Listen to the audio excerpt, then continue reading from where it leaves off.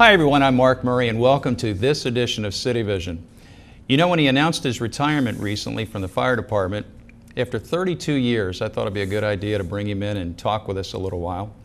So let me introduce to you Fire Chief Joseph Schutte. Joe, thanks for being here. Thank you, Mark. Pleasure to All be right, here. let's get it rolling. Okay. Okay, let's start by telling everybody what schools you attended and essentially where you grew up. Well, I'm a native Hamiltonian, born and raised here, and essentially and virtually lived here all my life.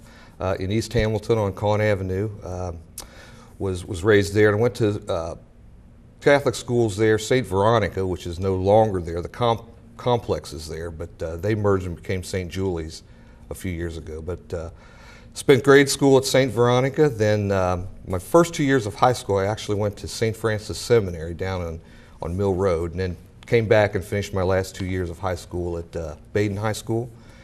In '74, I graduated, and I went to college after that to the University of Cincinnati. But I really feel that a lot of the preparation and studying that I got at Baden and in the Catholic school systems really helped me a lot. So. Well, if you went to St. Francis, and I'm familiar with that, were you entertaining thoughts of becoming a priest?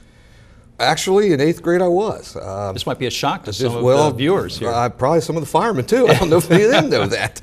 But I did have some thoughts of that, particularly in 8th grade, and spoke with the priest at St. Veronica at the time, and of course my parents and others, and that was one of the last high school seminaries around, and so I went, and in sophomore year there is actually where in the biology course, I really started getting interested in the sciences, in biology and chemistry and medicine eventually. But so I kind of felt that priesthood probably wasn't in my future. So then I came back, as I said, and went to Baden High School. But when we talked in our pre-show preparation, you were talking about really being interested in medicine. So, but what steered you to the fire service?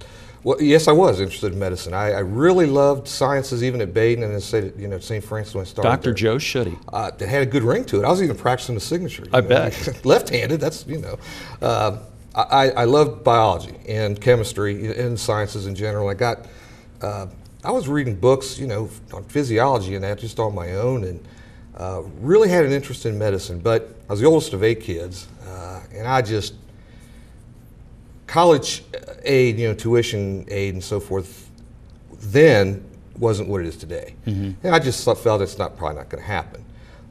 At that time, this was in the mid to late 70s, the paramedic service was coming into vogue across the nation. And of course, the show Emergency, that, oh yeah, all kids, everybody watched. I did too. And I thought, well, I wonder if that's a possibility. And Hamilton was then going to a paramedic program. Saw that in the paper. So I thought, well, that's one way to get into medicine, I think. So I actually, I was married, and we had 1 child, but I thought it's a good career. I mean, it does make you a millionaire, but it's a steady job, didn't lay off. And I thought, well, I think I'll try that. So I took the fire test and scored well enough to get, through the process and the interview and so forth. And took the test in June of '79 and then was hired in April of 1980. And of course, you're hired as a firefighter, and take the fire school and take EMT, which is the basic emergency medical technician. And at that time, if you wanted to become a paramedic, it was additional training and education, but it was volunteer. They didn't send anybody, didn't want to go, and of course, I had the interest, so. Well. Let's talk a little bit about you being a paramedic at that time, because when we talked earlier, there were some issues with, I guess, dare I say, the old guard? Yes. Unbeknownst to me, and probably most people actually, is when the paramedics came into the fire service, that wasn't really well accepted by the old guys. I mean, they were firefighters, and we put fires out, and that's what we do. And, these are the prima donnas. I mean, who are you guys? You're not doctors, you're not nurses, you just think you are. And the concept of emergency pre-hospital care was just evolving, and they didn't have a sense of that. And so when I told the crew and that I was going to medic school, a few of them were okay with that, but some were like, be a firefighter, you stay on the truck. And I actually had an uncle on the job who he wasn't real pleased with that right away. Was he on Hamilton's? Yes, he was a Hamilton goodness. firefighter. And Okay. when he found out, I told him I'm going to take medic school. He just kind of, Family outings he had to be really interested Oh, in. they were, because the family, as I say, I think most people thought, wow, paramedic service, what these guys can do, and this is great and fantastic. Oh, sure. But within the fire service, there was this this conflict Bit of a between rub. we're just firefighters and what's this medical stuff, and you guys think you're somebody you're not, and but quite honestly, I mean, that was the way of the fire service. I mean, EMS, fire-based EMS you see it across the nation, and we still call ourselves fire departments. We're proud of that. But by far, we do more EMS than anything. Right. 85% of our runs are, emergency medical related. So it was a great career choice for me. I think, without a doubt, those that become paramedics and run that squad, then become officers on the fire trucks later, the seat of the pants experiences you get in the street, making decisions. Because, I mean, there's times you literally have a person's life or death in your hands. Oh, yeah. We want to talk about some of that. You're making decisions, Right. and that prepares you well to be an officer. I really believe that. I think that, and I was a union official for a while too, and I think that helped as well in another angle. But there's no doubt the guys that run that squad and the paramedics, it really prepares you for future ranks and promotions in the department. Well, what other positions have you held in the department besides chief, of course? Of course, let's say I started out as a firefighter, and then I went and was promoted to paramedic. That is a promotion in Hamilton. Some cities, you do both. They cross you off the truck in the squad. But in Hamilton, it's actually a promotion. So that was my first promotion, was to run the squad. And I did that about 7-8 years. And at that time, that was as high as you could go. There was a paramedic coordinator position. But if you're going to get into the ranks, it's on the fire side of things. So made lieutenant in 1989. And then fire captain in 94, and fire deputy chief in 96. And I was in the training bureau. Then I would run fires, the shift work guys, but you come off that 24, 48 when you go to 40 hours. And you're just, I was in a training bureau for, 96, for 5 years. And then in 2001, I was promoted to fire chief. Okay, yeah, and I was with the city, I think, when you were deputy chief. So, yeah, Yes, you were. I remember Absolutely. that.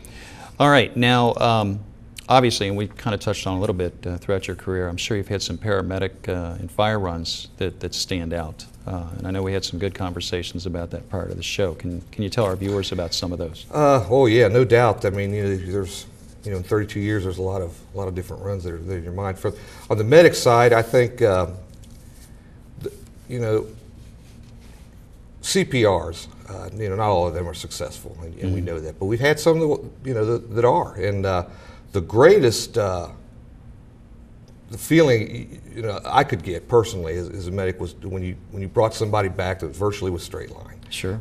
And they walk out of the hospital and they come back to the fire station and see you, and they shake your hand, they thank you. I mean, that's a terrific, amazing, terrific feeling. And those that were hurt by, say, a trauma, auto accident, or a shooting, or a stabbing. There's a lot of blood loss there. I mean, those are, you save those lives. I mean, it doesn't happen every day, doesn't happen every month, but every medic has those in his career, and those are really, it just makes the job all worth it right there. Sure.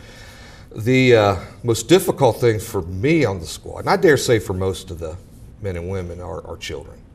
Not to minimize adults that are sick and hurt at all, but kids are tough, especially when they're hurt badly, or fatality, child abuse. Those are just very, very difficult runs. And you're prepared well. I think our training and education really prepares one for that, but they're inside, it's always tough. And one of the fires as chief that we had on Herm Street, right across from our fire headquarters. I remember this one. The fire in and of itself was not that bad. And of course I got the page on the fire, and it was in the early morning, and I came down, and it was eerie because there wasn't a lot of commotion on the scene by the time I got there. And I thought, boy, this is, and I could see in the corner window where the fire had been, that bedroom, and see the deputy chief was Pete Troutwine at the time. And I'll never forget, he came right up and says, boss, we had 4 children CPRs going right here. 4? You know, those 4 children trapped in there, and that is bad in and of itself. And many, many years ago, I was still a firefighter. We had 7, I believe it was 7 on Heaton Street that were trapped in a building. That was a very bad fire. I wasn't on that fire, but I know we had that. But what, in my mind, was particularly the fire on Herm Street was particularly difficult. Was the guys knew those. A lot of the guys knew those children. They played in the park by our fire station. Right. And by far, most of our guys are, you know, the macho men, the type. Oh yeah, but, big tough guys. They're down there crying for that. Yeah. I mean, that's just tough. That is hard, and that will never, you know, leave my mind. I mean, that's really hard to see. No, we had 4 children. Unfortunately, none of them survived, and then the guys gave it everything they had to try to save them. And knowing the kids, I mean, it was just difficult. It was a difficult moment in the fire station when we got back. And some of the other bigger fires that I'd been on was Jason and Jerry's on High Street between 2nd and 3rd, where the old Elder Bierman furniture store was. Right. Jason and Jerry's was a shoe repair shop, and that was a difficult fire because it was a lot of it underground. There was a lot of old buildings. You know, you're talking about 1800s. I know. And a lot of cut-ups in the basement and so forth. And we were there for a long time. Was on the Y2K fire at Pease. At Pease, yes, we talked about that one. You know, as you know, because you were helping us, we prepared for Y2K citywide. Right. What's the year 2000 going to bring? No one knew. No one knew. We're focused on our, you know, our IT stuff, our computer systems, all that. What's going to happen? And lo and behold, we have a major fire there at Pease that day, and was called in and spent the entire day and night into the early morning hours there. I mean, had nothing to do with the year 2000. Poured a lot of water on that one. Oh, a lot of water. Had a lot of a callback, you know, where guys off duty are called back to duty on that one. That was a big fire, and I was actually deputy chief there. But I mean, that was because it was the year 2000. We were all making that comment, you know, of course, on the scene. The other thing I remember from that is it was a nice day for January 1st. It was a nice day. I mean, you know, it wasn't one of the cold fires we have in the middle of winter, or you know, the summer fires where it's really, you know, hot and humid. It was okay to fight a fire there then. We've had, there's been a lot of the bigger vacant homes. Wilson School was a fire, you know, and I had been on. That's one I won't forget. And then there's Chemdyne. Now the first Chemdyne was right before I came on. That's the one most people remember, with the barrel shooting up in the air, and you know, it was a lot of hazardous materials, and this was before hazardous materials was even in the vocabulary. And the second fire was a few years later, in the big buildings they had there, like storage buildings, warehouses, and loading docks. And it was on that one, and I remember thinking, you know, I'm standing there at one point flowing water, and there's, you know, it's running down. It's running across my boots, and I'm kind of thinking, weird looking stuff. What's in it? Because, you know, there were a lot of studies going on, had been going on. There was a big cleanup of the water, you know, for our underground water system here in Hamilton, and so we were well aware of the nasties in that place. And I'm thinking, man, I wonder if, you know.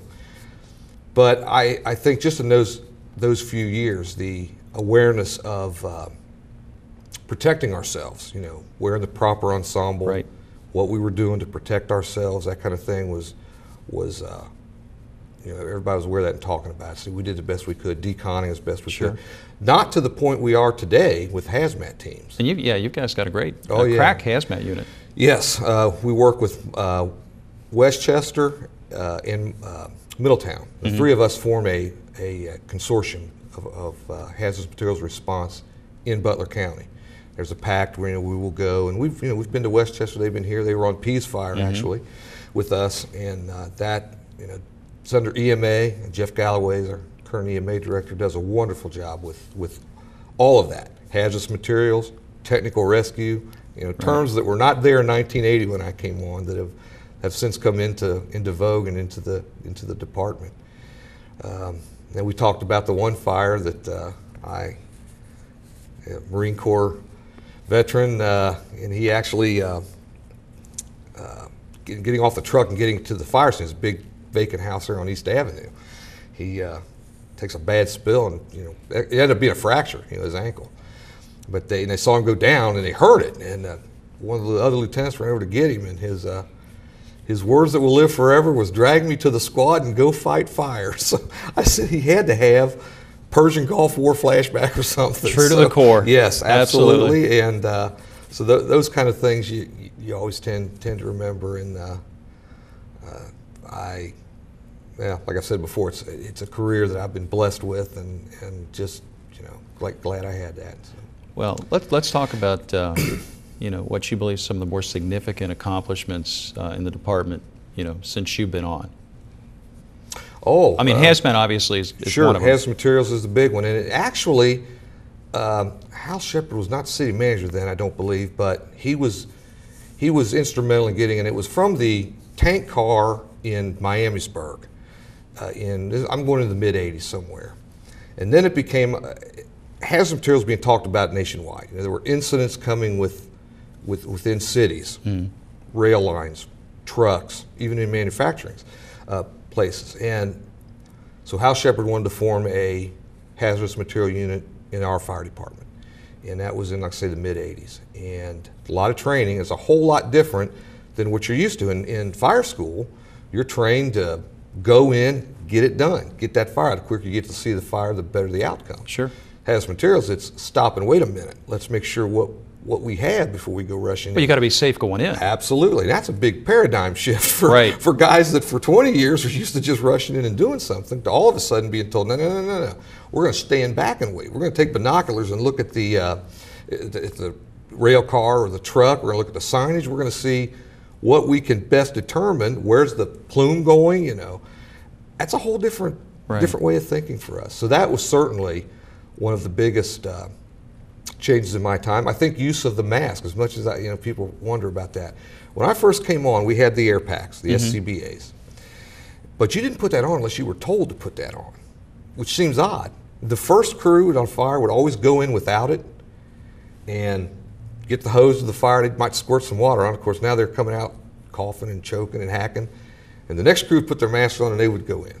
And it doesn't make a lot of sense today, but that's how we did things. But now, over time, you don't see a firefighter coming off that truck at any fire scene without that pack on, ready to put it on. I mean, no one goes in, and again, it's for safety and health. Right. These guys. So we've made just huge advances in how we do fight fires that way. And incident command, I think that also came in the mid to late '80s, and there was always command on the scene of a fire. But I recall as a new student in fire school, they always talked about freelancing. You just don't go out and do anything you wanted, but they would. Crews would go off, every which way. Now there is an actual structure on the fire scene. It looks like chaos to a lot of people, but I call it organized chaos. Right. It's orchestrated. It's coordinated, and, sure. There's very little freelancing goes on. It's not tolerated because obviously that's very unsafe for everybody on the fire ground.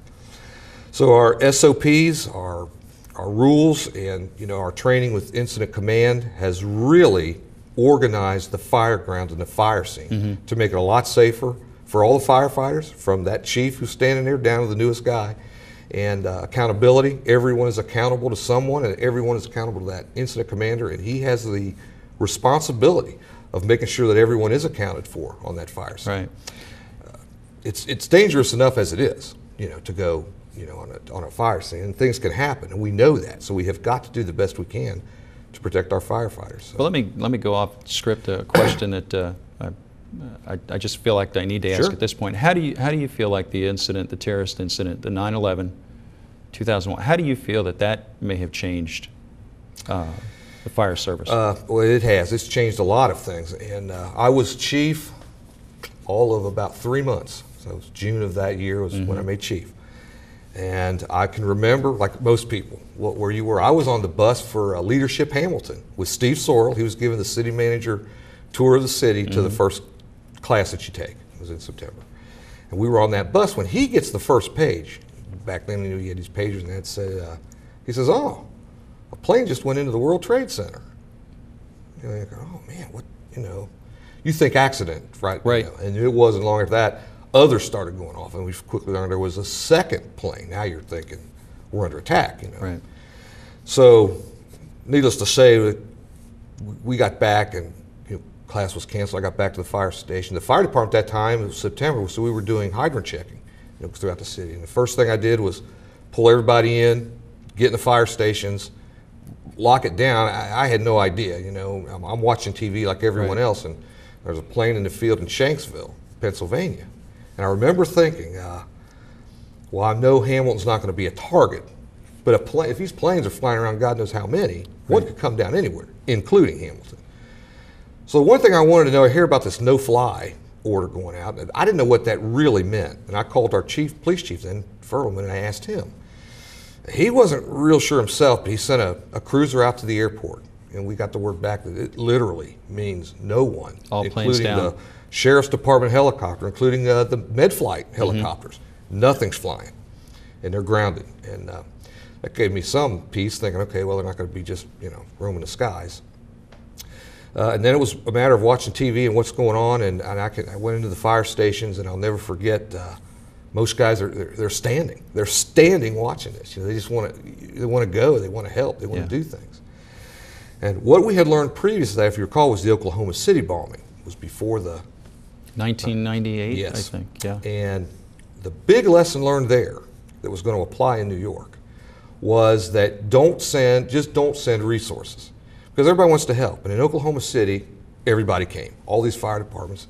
First of all, there's no accountability of who's there and where are they and what are they doing. But everybody shows up at one time. Well, guess what? Everybody leaves at one time. And there's still a lot that has to be done. So from that incident, we had learned, and that applies to law enforcement and everyone as well, is that, you know, you stage and you stagger in these resources. So I had people saying, you sending firemen up to New York. Well, no, you know, we're going to, first of all, New York has tens of thousands of firefighters. They just keep coming. So, but if we were needed in any way, or, you know, if outside departments, we would certainly have some guys that would volunteer for that, I'm sure. The changes from that whole incident was in training. Before, the fire department did this, police department did this, health department did this. I mean, you know, everybody had a fire scene. Okay, the firemen over here doing this thing, police down the street, directing traffic, and, you know, that was just how it was. The next thing you know, we're taking classes on weapons of mass destruction, and it's an incident command, but it's the National Incident Management System, all these types of classes. And I'm in the room with not just firefighters, but police officers, police chiefs, sheriff's department. People like me. You, health department, hospitals, absolutely, public works, because they're all involved and they're all part of that whole schematic that's in front of you if you have a disaster, and you're going to you know, guide the efforts there. So, and the first thing was learn what everybody does. I mean, it sounds like common sense today, but back then, you know, we showed up, put the fire out. We do our job. Police just directed traffic, kept absolutely, people away, you know, and that was everybody does their job, it'll all get done. That's right. But now there's more of a coordination of efforts, and you see that in the city of Hamilton. That's anywhere. That's anywhere across this country, from big to little cities, and that has been the biggest change that I've seen. The second, for just the fire service, was of course the collapse of the buildings. It killed a lot of firefighters. It killed men at the upper ranks in New York who were doing lobby-based incident command, and that was what we were taught in high rises. You know, the lobby is where and that's where the chiefs and the upper management, the upper brass of the fire department were killed. So right away, guess what? You don't do it inside the building anymore. No. I mean, I guess there was a notion that, you know, these big high-rises, they're just not going to come down on a fire in there, but and for the most part they won't. But given that fire, with the huge amount of fuel oil and how it was being fed, and the heat that was going on there was unfortunately a loss of life that could have been avoided, you know, had they been outside directing that fire scene. So that was probably the second lesson I learned from that one. Well, I know, and that's some of the things we discuss about our building, because, you know, I guess people don't look at One Renaissance or the Hamilton City building as being a high-rise, but it is 7 stories. The building next to us is 11 stories. I mean, you know, you got to know where you guys are going to be, and we have to get people out of the building so you guys can do your job. So sure, and as I say, you know, before that, we probably would have been in the lobby. You know, if you had something on the upper floor, we'd be in the lobby. Be in the lobby. Things, but you won't see them there now. They're going to be at the command vehicle outside, and say that was certainly a lesson learned from 9/11. Well, let's talk about what you're most proud of, having led the department for, you know, these 10 years, more than 10 years. Well, certainly, I tell everyone I'm blessed and I'm fortunate that I didn't lose anyone, although we came close. if you recall, in 2007. That was probably one of the most difficult moments of my life, was getting that phone call. Yeah. We had, and Pete Troutwine again, he calls and says, "Boss, we have 4 in the river, you need to get down here." I'm thinking, I had to be a run, so it went bad or something. I get down there, find out had been doing training all day there, and they were doing the revolutions that we had done hundreds, thousands Many of times. times. And by the time I got there, 2 had gotten out already. The 3rd was out, was going to the hospital, but there was still 1 in there. And they'd seen him in that boil, the churning below the low-level dam. Quite honestly, I thought, man, I am going to have a firefighter's funeral. And I wanted to find out where his wife was. I didn't want this hitting the news, and was getting ready to leave. She worked at Chaco. I was getting ready to leave when Jason Cook, one of our big stud guys, he's beating on that window. I thought his hand was going to come through it of my car, and he said, Chief, we got him out, And I looked down, and sure enough, he was out. He was as white as this shirt, and I thought, well, at least I know where he's going, and I could take the wife somewhere. And, sure. But I really thought we were still going to have a firefighter's funeral, and the hand of God was with everybody through that whole incident. And it starts with, I got to give all credit at the beginning to Greg Brown. He was our captain at the time, who was one of the instructors at the scene. And when I first got the call, I remember thinking, heading down there, I don't know what I'm going to walk into. Are these guys going to be, this is one of their own, or 4 of their own, are they going to be under control? Is this going to be the freelancing thing, everybody knows what they're going to do, or what? I had no idea what I was going to walk into. Because obviously there's going to be a little more adrenaline if you've got one of your firefighters. Right, and you're dealing with news media too, because I was hearing reports even driving home that day. Oh yes. So when I got there, I was impressed with how organized. I mean, everybody had an urgency to what they were doing, but it was well organized. And I listened to the tapes when Greg Brown called that run into dispatch, and he was as calm, as collected. He's a great guy. He's very composed himself anyway. He's a good commander, and but his direction then was right on. I mean, it was just spot on what he needed to do, and it started there. I think there's ever from what he was doing and guiding. We finally got him out to the paramedics that first had him, non-breather, no pulse, to Fort Hamilton Hospital, where he went, the CPR and all they did there to stabilize him, to Air Care that flew him, and I was at the station on Route 4 when the helicopter went over, to the people at University, all the way to Drake. I mean, there were a lot of hands involved, but I tell everyone, I've been to a lot of places speaking on that, and there is no doubt in my mind that was a miracle in my day. There is no doubt in my mind. And I say that too because the doctors at University, the one told me once, the Chief, we're not really doing anything other than responding to what he does, what this body is doing. Yeah, it had to come from within him. Absolutely. I mean, now he's young, big, strong guy. But nonetheless, and boy, I remember the water temperature was right on the cusp of that, where cold water drownings, you have the gag reflex is gone, it's a mammalian gag reflex, and you can survive that to a point. And it was a cool spring day. The water was still pretty cool. I remember thought, boy, if this stuff they teach is ever going to work, I hope it's now. So that was in his favor. But certainly no one, I don't think, expected him to survive until his parents are very faith-based people, and his mom, who was, as you can imagine, very upset in the beginning. Sure. She calmly told me after she met with her pastor, preacher, whatever, and they had prayed. And I have to be honest, at first I thought, well, I hope you're right, but I didn't look good. But it is a miracle. Just didn't look good. No. And now you'd never know. You'd never know. He does. He has hazmat certification, water, and all that. I'm way off topic there, but that. Well, I mean, you talk about proud accomplishments. I mean, that's the response of your guys. Yes, but I think as as I said, not losing anyone, we have injuries, but sure, you don't get that call that every chief, and Steve Dawson, the next one, you don't want to get that call. Right. And I remember thinking too, I thought, boy, I always thought it would be a fire, in the river, or drowning in the river, yeah. But that and the fact that I think in 11 years, I mean, this day of 24/7 news coverage anywhere and everywhere, we've had no scandals of any kind, and you see a lot in fire. I think some of this is wood. Yeah, okay. Yeah, I've got a couple more weeks yet. So, yeah.